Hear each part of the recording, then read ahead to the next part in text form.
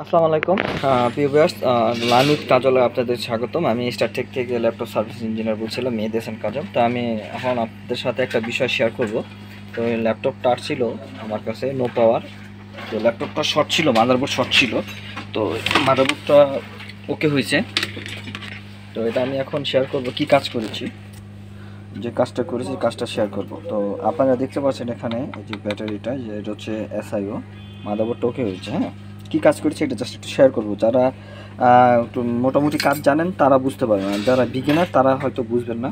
তো এখানে দেখতে পাচ্ছেন যে দুটো মোসফেট আছে, যে এই একটা মোসফেট, এটার মধ্যে ব্যাটারি কানেকশন মোসফেট। তো আমরা জানি যে ব্যাটারি কানেক্টরের দিকে যে মোসফেটগুলো থাকে সাধারণত সেগুলো পি চ্যানেল মোসফেট থাকে, কিন্তু এটা এই দুটোটা মোসফেট হচ্ছে এন চ্যানেল মোসফেট। হ্যাঁ, এই দেখতে পাচ্ছেন দুইটা মোসফেট, এন চ্যানেল মোসফেট। এই দুইটাই মোসফেট আমি চেঞ্জ করেছি।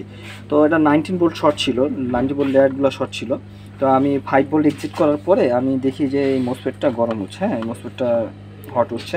তো আমি এই মোসফেটটা হট গান দিয়ে তোলার পরে মেজারমেন্ট করে দেখি মোসফেটটা শর্ট। তো আমার মাদারবোর্ডে সব শর্ট কেটে গেছে।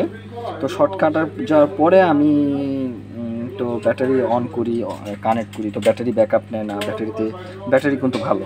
তারপরে আমি কি করি, আবার মেজারমেন্ট করি। মেজারমেন্ট করতে করতে পরে এই পাশের যে মোসফেটটা আছে এই মোসফেটটা মেজারমেন্ট করে দেখি এই মোসফেটটাও শর্ট। কিন্তু এই মোসফেটটা শর্ট করার কারণে লেয়ার কিন্তু শর্ট দেখাচ্ছিল না।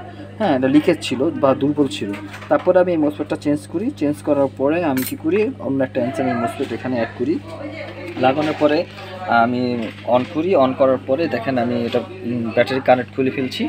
খোলার পরে আমার ল্যাপটপ কিন্তু এখন কি হচ্ছে, ল্যাপটপ কিন্তু ব্যাকআপ থাকতেছে। হ্যাঁ, ল্যাপটপ কিন্তু ব্যাকআপ থাকতেছে, ব্যাটারি চার্জও নিচ্ছে, ব্যাটারি চার্জ উঠতেছে। দেখতে পাচ্ছেন এখানে ব্যাটারি চার্জ উঠতেছে, ব্যাটারি আস্তে আস্তে চার্জ উঠতেছে। তো যদি কারো কোনো সমস্যা থাকে আমাকে নক দিতে পারেন। মাদারবোর্ড থাকলে কারো। আসসালামু আলাইকুম।